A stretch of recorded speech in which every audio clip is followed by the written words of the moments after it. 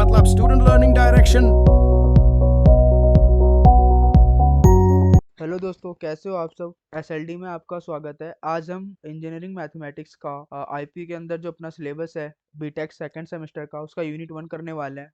Actually complex का इसमें 2 unit आता है हमारा, एक है complex analysis 1 and complex analysis 2। Complex analysis 1 में थोड़ा बेसिक वाला है, मतलब कि बेसिक थोड़ा ऐड हो जाता है, और कॉम्प्लेक्स एनालिसिस 2 जो है वो थोड़ा अपना एडवांस हो जाता है। ठीक है, तो बाकी अपन इसमें डिटेल में देखेंगे बेसिक से एडवांस तक, और साथ में क्वेश्चन प्रैक्टिस भी करेंगे।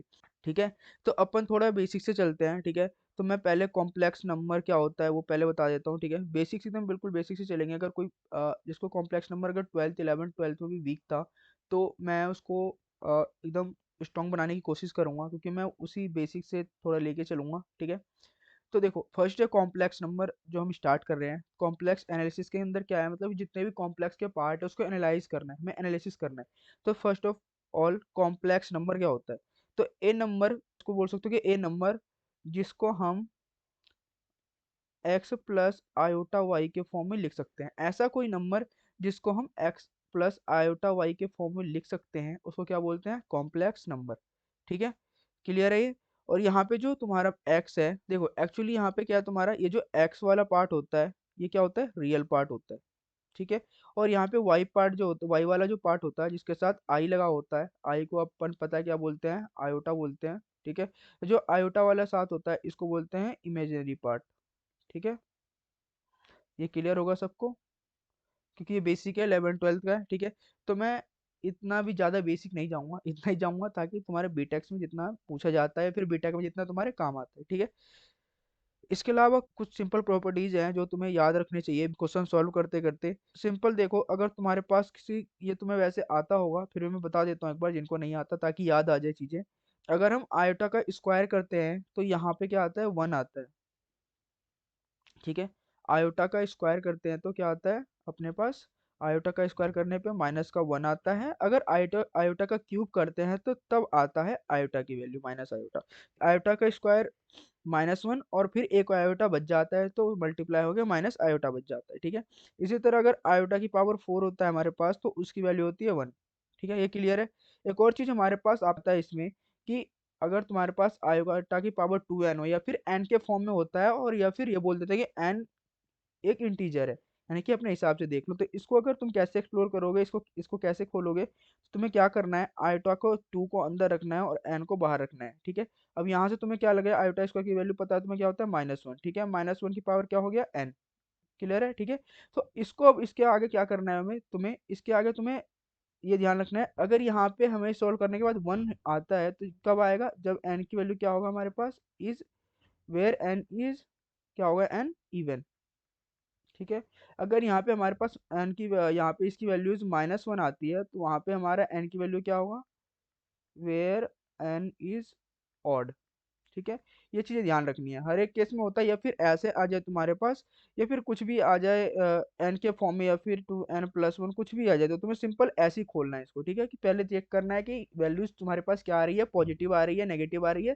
अगर पॉजिटिव आ रही है या 1 आ रही है तो इवन होगा, अगर वो नेगेटिव आ रही है या फिर वो ऑड है। ये क्लियर है। इसके बाद अपन इसकी ज्योमेट्रिक एनालिसिस देखेंगे। ठीक है, इसको कैसे रिप्रेजेंट करते हैं, क्योंकि हमारे पास आगे जो चीज़ें आएंगी वो प्लेन के फॉर्म में भी आएंगी, कि प्लेन में हमारे पास कोई फंक्शन होगा या कुछ भी हो सकता है। तो सेकंड जो हमारा टॉपिक बनता है यहाँ पे, वो बनता है कि geometrical geometrical representation of complex number. ठीक है, अगर हम इसको हम ज्योमेट्रिकल रिप्रेजेंटेशन कैसा होता है कॉम्प्लेक्स नंबर का किसी भी प्लान के अंदर, उसको देखेंगे। तो मैं एक XYZ प्लान बना लेता हूँ पहले। ठीक है, ये अपना हो गया वाई एक्सिस, एंड अगेन अपना दूसरा हो गया वाई एक्सिस हो गया। ठीक है, ये चीज ध्यान रखना है, एक्स एक्सिस को हम क्या बोलेंगे यहाँ पे, रियल एक्सिस। ठीक है, इसको क्या बोलते हैं अपन, इमेजिनरी एक्सिस। ठीक है, तो ये क्या बोलता है बच्चों, तो ये क्या बोलता है, अगर तुम्हारे पास कोई भी जेड एक कॉम्प्लेक्स नंबर है। ठीक है, अगर मैं इसको इस पॉइंट के फॉर्म में मान लो इस प्लेन के अंदर ये यहाँ पे लाई कर रहा है। ठीक है, मान लो कोई हमारा z equal to x plus iota y है। ठीक है, ये तुम्हारा कोई प्लेन का फंक्शन है। तो हम इसके जो पॉइंट होंगे x और y को हमने किसी भी प्लेन के अंदर ऐसे दिखाया हुआ है। तो मैं इसमें चीजों को ना कुछ चीजें समझाने की कोशिश करूंगा, ध्यान देना। तो मान लो तुम्हारे पास कोई भी पॉइंट P है, कोई भी कॉम्प्लेक्स नंबर है z है, उसका हमने पॉइंट यहाँ पे x y यहाँ पे मान लो इस प्लेन के अंदर हमने दिखाया हुआ है। ठीक है, तो इसके कोरस्पॉन्डिंग एक और मान लो यहाँ पे पी डैश है, ठीक है, पी डैश है, यानी कि पी डैश की वैल्यू क्या होगी यहाँ पे, अगर मान लो ये अगर एक्स और वाई एक्सिस में, ये दोनों एक्सिस कौन से होते हैं, पॉजिटिव होता है, ठीक है, यहाँ पे एक्स और वाई दोनों पॉजिटिव होता है, और इस वाले एक्सिस में एक्स और वाई दोनों नेगेटिव होता है, तो यहाँ पे माइनस एक्स और माइनस वाई हो जाएगी पी की वैल्यू। तो ध्यान रखना ये जो पॉइंट होता है, इस पॉइंट को मैं एक बार इसको मिला देता हूँ, ठीक है, ये पॉइंट मान लो पॉइंट पी है, ये माइनस पी है, ये तुम्हारा माइनस पी वाला पॉइंट है, और यहाँ पे जो एंगल बन रहा है रियल एक्सिस और इस लाइन के बीच में वो बन रहा है थीटा, ठीक है, तो इसको अपन क्या बोलते हैं फिलहाल, एक्स एक्सिस में तो इसको एक्स बोलते हैं, इसको अपन वाई बोल सकते हैं फिलहाल, ठीक है, ये सबको ड्रॉ करना आता होगा, ठीक है, वाई, और इसको अगर ये एक्स है तो ये भी क्या हो जाएगा अपन अपना एक्स, ठीक है। तो एक चीज ध्यान देने वाला है यहाँ पे, तो तुम्हारा जो ये थीटा होता है, ये थीटा क्या होता है, आर्ग्यूमेंट होता है,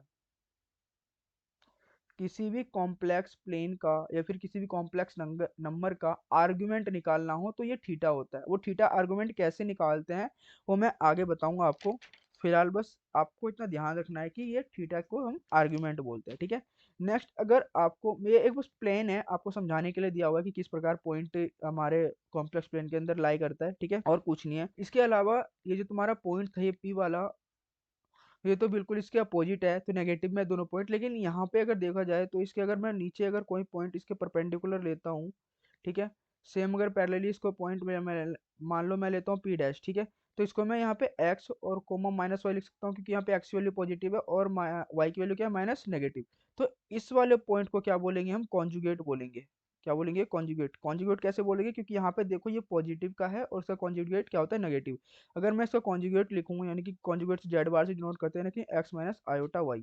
अब माइनस कैसे आया, क्योंकि यहाँ पे हमारी इधर की मैंने वैल्यू क्या होती है, इस वाले एक्सिस पे वाई की वैल्यू क्या होती है, नेगेटिव में, और यहाँ पे एक्स की वैल्यू पॉजिटिव है, तो इसलिए एक्स की वैल्यू पॉजिटिव और वाई की नेगेटिव, ठीक है। ये चीजें क्लियर है सारा कुछ। इसके अलावा अगर तुम्हारे पास कोई भी दो कॉम्प्लेक्स नंबर को एडिशन करने के लिए आ जाए तो ये क्लियर है, तुमने पहले भी पढ़ा होगा, तो इसमें कुछ ज्यादा है नहीं, क्योंकि इसमें क्या होता है, मान लो ये x2 y2 है और x1 y1 है, तो इसको ऐड करने का क्या है, सिंपल सिंपल सिंपल है कि रियल वाला रियल से ऐड होता है और इमेजिनरी वाला इमेजिनरी से ऐड होगा। सेम सिंपल, अगर तुम्हें सब्ट्रैक्ट करना हो, सब्ट्रैक्ट में वही होता है, मल्टीप्लाई करना हो और डिवीजन करना हो, सब में सेम रूल लगता है कि इमेजिनरी वाले को अलग लिखोगे तुम एक साथ, और जो भी तुम्हारा रियल वाला पार्ट होगा उसको अलग लिखोगे। ये तक ये क्लियर है सबको। थोड़ा सा इसमें और ऐड करते हैं दो चीज, पहले तुम्हें ये चीज ये भी याद रखना है, इसको तुम लिख लेना ना हो तो कॉपी में, ठीक है। अगर तुम्हारे पास किसी कॉम्प्लेक्स नंबर और उसके कॉन्जुगेट को तुम मल्टीप्लाई करते हो, तुम्हारा वैल्यू निकल के आती हो, वैल्यू होता है मॉड जेड का स्क्वायर, ठीक है। और इसको लिख कैसे लिख सकते, इसको हम ऐसे भी लिखते हैं x square plus y square. इसको जब आप सॉल्व करोगे तो फाइनली तुम्हारा यही आएगा। ये चीज ध्यान ध्यान रखना।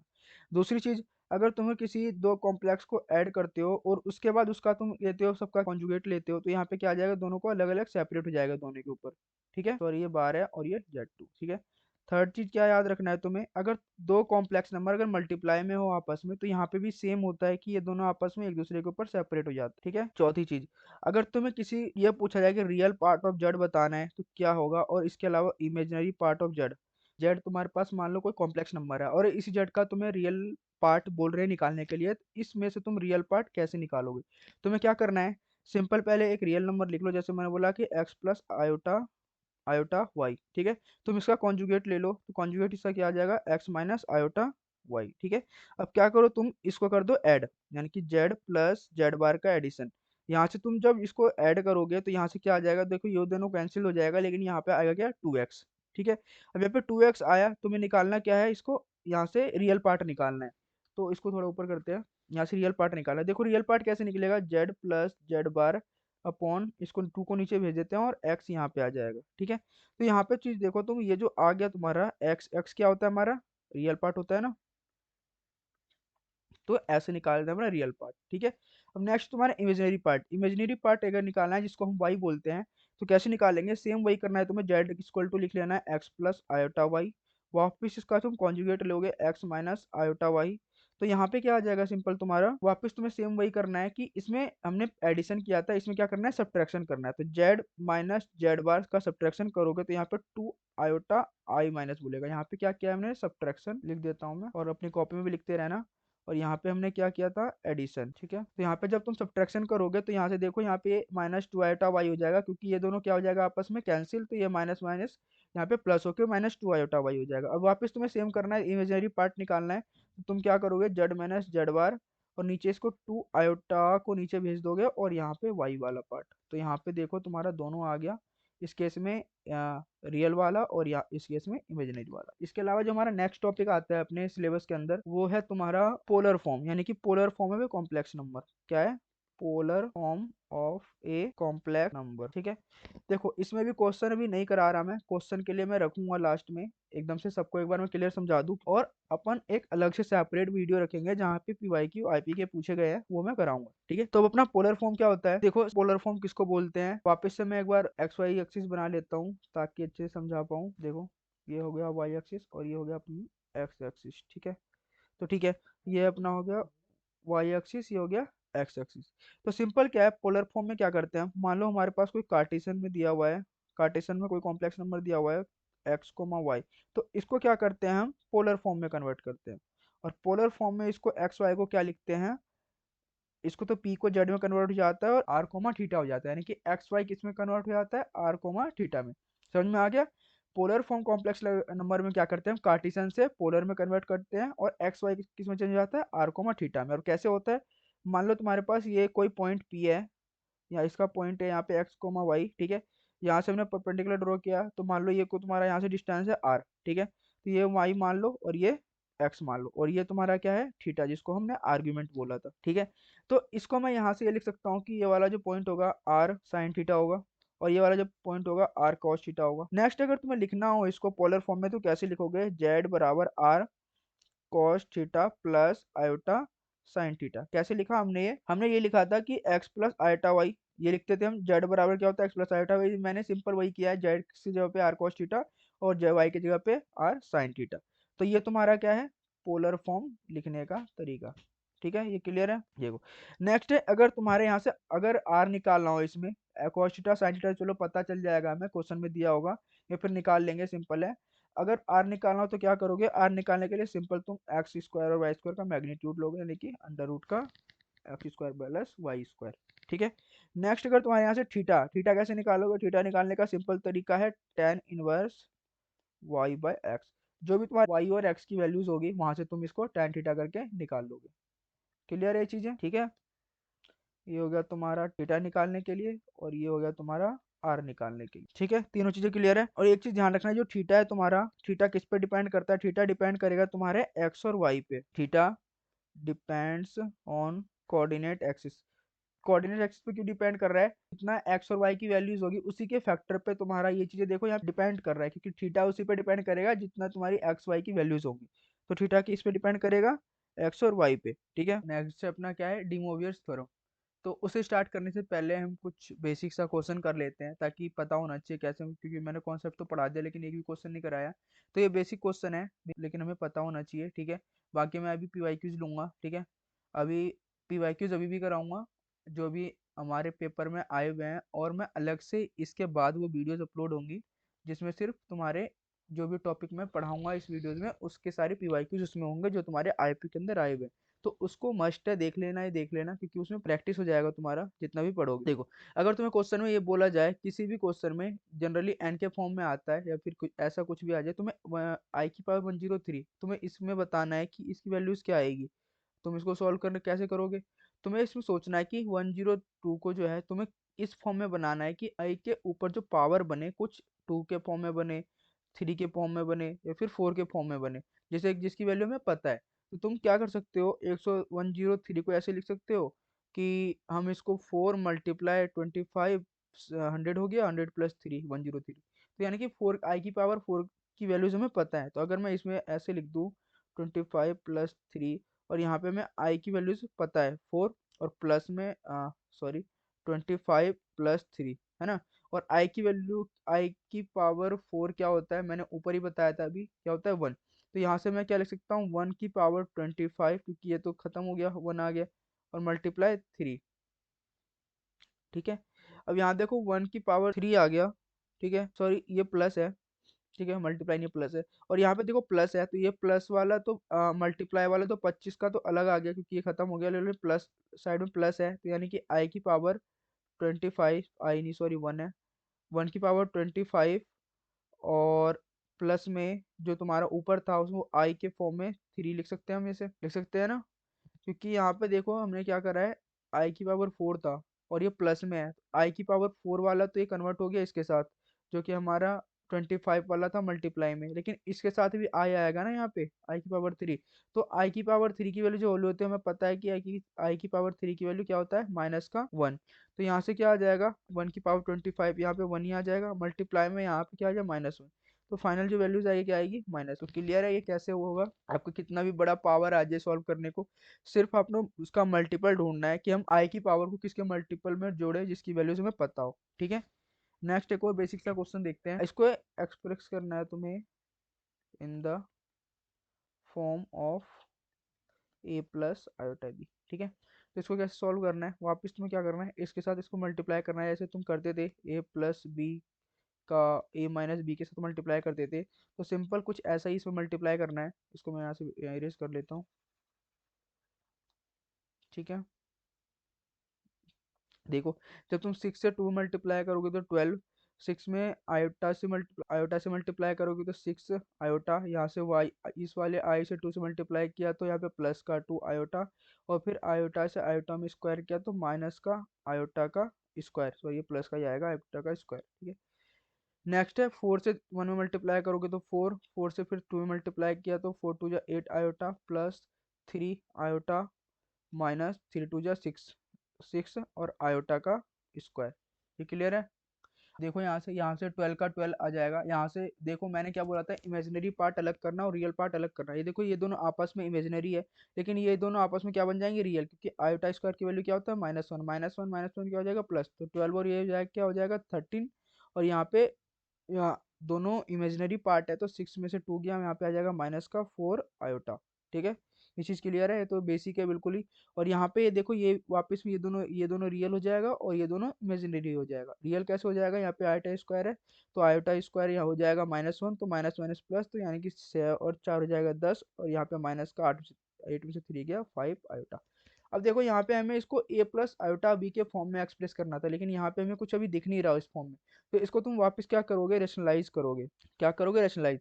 अगर इसको रेशनलाइज कैसे करोगे, 4 आयोटा तुम्हें रेशनलाइज करना आता होगा, सेम से ऊपर मल्टीप्लाई कर देते हैं और बस प्लस का साइन चेंज कर देते हैं, 5 आयोटा अपॉन 10 प्लस 5 आयोटा। जब इसको यहाँ से रेशनलाइज करोगे तो चीज़ें जो आएंगी यहाँ पे मैं डायरेक्ट लिख के चलता हूँ क्योंकि मल्टीप्लाई करना आता होगा। 3 10 जा 130 प्लस 65 आयोटा माइनस का 10 4 जा 40 आई आयोटा, फिर उसके बाद यहाँ पे माइनस प्लस 20 आयोटा का स्क्वायर, यानी कि प्लस हो जाएगा यहाँ पे, ठीक है। ये चीज़ क्लियर है। इसके अलावा यहाँ से करोगे तो 100, 10 से फिर 5 में किया तो प्लस 50 आयोटा, फिर यहाँ से इसको किया तो ये माइनस का 50 आयोटा, और फिर 5 से करा तो फिर पे 25 आ जाएगा, प्लस का आयोटा हट जाएगा क्योंकि यहाँ पे आयोटा स्क्वायर हो जाएगा, और यहाँ पे सेम चीज़ देखो, यहाँ पे 50 आयोटा कैंसिल हो जाएगा, ठीक है। ऊपर से क्या चीज़ आएंगी यहाँ पे, 65 में से 40 गया पे, यहाँ पे क्या आ जाएगा 15 आ जाएगा, और इसको जोड़ोगे तो 150, तो 150 प्लस 65 प्लस 40 यहाँ से आ जाएगा 15 आयोटा। नेक्स्ट यहाँ पे सॉरी 100 है, 100 प्लस 125, ठीक है। अब यहाँ से देखो चीज़ें एक ही इमेजिनरी वाला पार्ट बचा हुआ है, यहाँ पे इसको सेपरेट कर सकते हैं हम, कैसे करोगे तो 1/50 अपॉन 125 प्लस और 15 आयोटा अपॉन 125, तो यहाँ पे ये वाला इमेजिनरी पार्ट हो गया और ये वाला रियल पार्ट हो गया, तो हो गया। हम इसको ऐसे लिख सकते हैं ए प्लस आयोटा बी के फॉर्म में, ठीक है। ये चीज़ें क्लियर है। नेक्स्ट एक और अपना देखते लेते हैं पोलर का बेसिक सा क्वेश्चन, ठीक है। क्वेश्चन क्या है, एक मिनट, क्वेश्चन क्या है, हम ये ले लेते हैं कि 1 + √2 प्लस आयोटा को आप पोलर फॉर्म में लिख के दिखाओ, ठीक है। इसको कैसे करोगे, ये जनरल सा क्वेश्चन है, ये आपने 11 12 में भी देखा होगा कई बार। तो इसको कैसे करोगे, तुम्हें पता है कि हम r cos theta plus iota sine theta, ठीक है, ये चीज़ है। तो यहाँ से क्या करोगे, तुम इसको कंपेयर कराओगे, यहाँ से सिंपल यहाँ पे तुम लिखोगे 1 - √2 प्लस आयोटा बराबर r cos theta plus iota sine theta. अब यहाँ से जब इसको कंपेयर कराओगे तो रियल वाला पार्ट कौन सा होता है, cos थीटा वाला। तो यहाँ से तुम इसको अलग करोगे तो यहाँ से तुम्हारा r cos थीटा की वैल्यूज जो आएंगी, r cos थीटा का वैल्यू आएगा 1 - √2 और r sin थीटा का जो वैल्यू आएगा वो होगा 1। क्लियर है, ठीक है। अब इसके आगे क्या करना है, इसके आगे तुम्हें करना है squaring and adding both side, ठीक है। दोनों साइड आपको स्क्वायरिंग करना है और एडिंग करना है, ठीक है। जब स्क्वायरिंग और एडिंग करोगे तो यहाँ से जब इसको तुम इधर के साइड स्क्वायरिंग और ऐड करोगे तो यहाँ पे क्या आ जाएगा, r² cos square theta plus r² sin square theta, ठीक है। और जब इधर करोगे तो यहाँ पे आ जाएगा 1 - √2 का होल स्क्वायर प्लस 1 का स्क्वायर। यहाँ से जब करोगे तुम r² कॉमन लोगे तो बीच में बचेगा r² plus cos square sin theta जो कि होता है 1 अपना। और इधर करोगे तो 1 प्लस यहाँ पे आ जाएगा 2 माइनस 2 √2 प्लस 1, ये खोलना आता है प्लस बी का होल स्क्वायर का। तो यहाँ से चीज़ें जो बन के आएंगी हमारे पास 2 - 4 माइनस 2 √2 बन के आएगा और यहाँ पे आर की स्क्वायर की वैल्यू। तो यहाँ से जब आर निकालोगे तो टोटल पे आ जाएगा 4 - 2 √2, ठीक है। तो फिलहाल मैं इसको ऐसे ही लिखता हूँ। अब तुम वापस क्या करोगे, इस आर की वैल्यूज को तुम इसमें पुट करोगे और यहाँ से साइन थीटा और कॉस थीटा की वैल्यूज निकालोगे और उस कॉस थीटा साइन थीटा की वैल्यूज वापस रख के तुम यहाँ पे रखोगे, जो तुम्हारा हो जाएगा आंसर पोलर फॉर्म का। सिंपल है, इसमें कुछ लॉजिक है नहीं। आ, ठीक है, क्लियर है यहाँ तक। तो अपन आगे बढ़ते हैं, डी मोवियर थ्योरम देखते हैं। और इसके जो इसके बाद वाला जो वीडियोस होगा उसमें हम सारा पीवाईक्यूज सॉल्व करेंगे, क्योंकि मैं नहीं चाहता कि एक साथ में ही सारे वीडियोस में एक ही चीज़ कवर कर दूं। तो वो अलग रहेगा, तो तुम्हें एक तरह से तुम्हारे लिए बेस्ट भी रहेगा, क्योंकि एक साथ तुम्हारा सारा पीवाईक्यूज कवर हो जाएगा। तो नेक्स्ट टॉपिक है अपना डी मोवियर्स थ्योरम, ठीक है। डी मोवियर्स थ्योरम, ठीक है। क्या है, डी मोवियर्स थ्योरम। अच्छे से लिख लेते हैं इसको।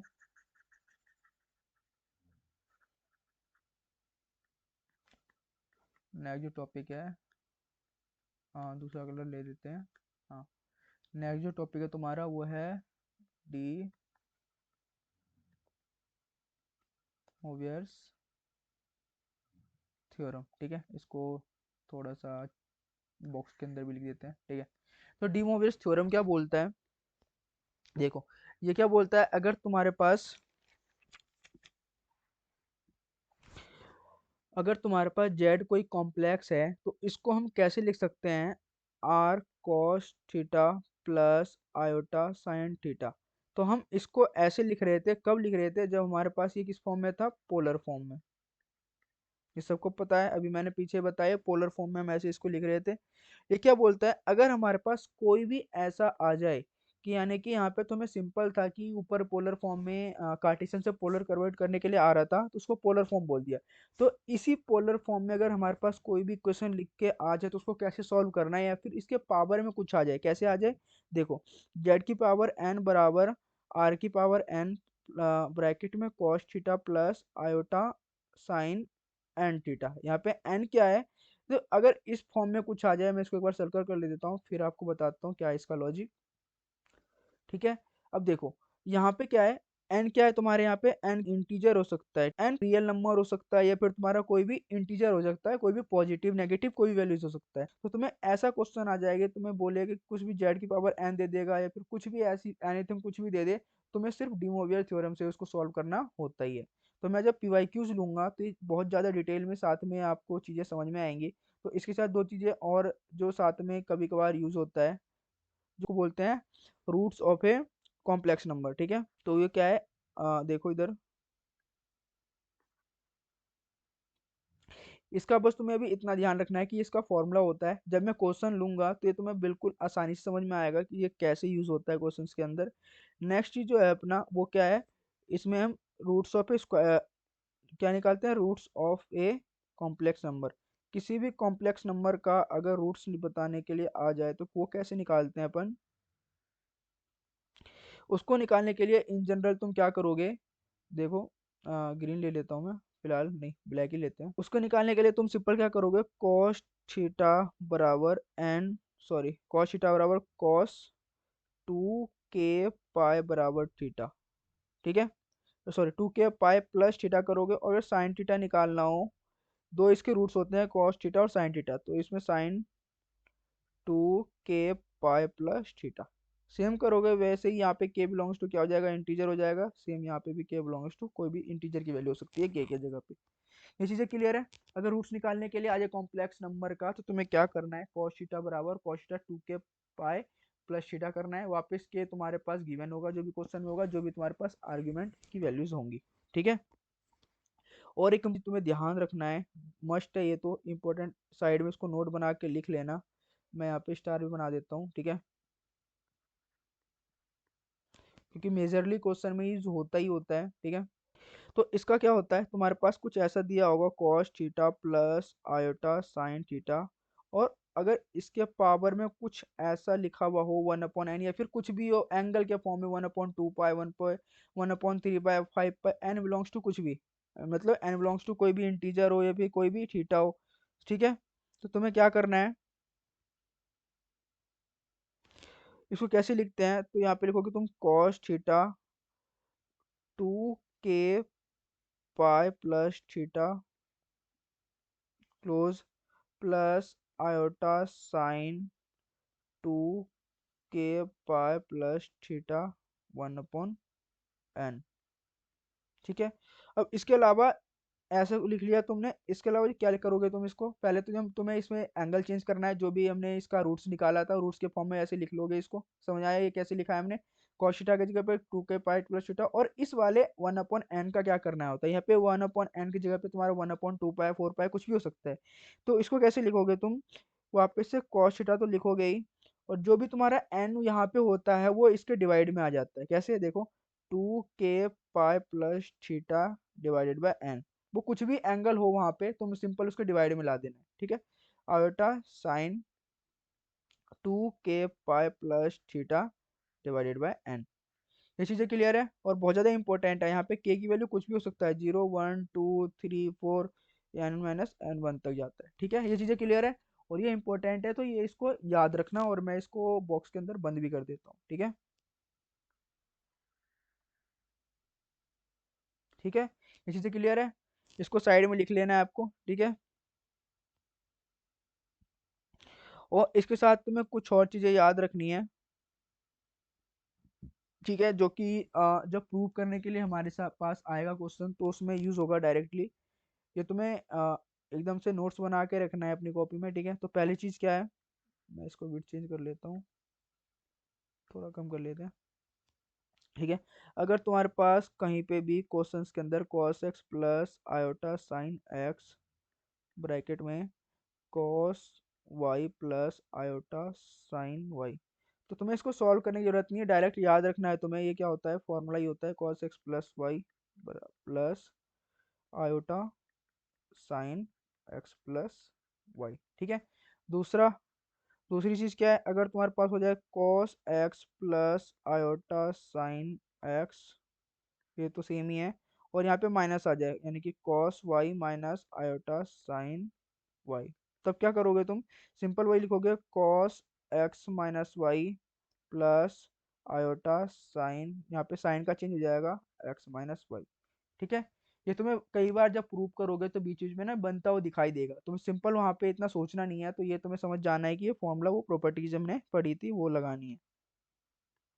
यह थर्ड है हमारे पास cos x minus iota sine x bracket में cos y plus iota sign y। यहाँ पे क्या चीज हुई, ये वाला माइनस चेंज हो गया और ये वाला प्लस रह गया, तो इस केस में क्या करेंगे, cos x वाले को तो माइनस में ही रखेंगे, प्लस आयोटा, और साइन वाले को यहाँ पे, सॉरी ये वाला माइनस चेंज हो जाएगा और इसको भी हम माइनस में ही रखेंगे। ठीक है, बीच वाली साइन चेंज हो जाएगी।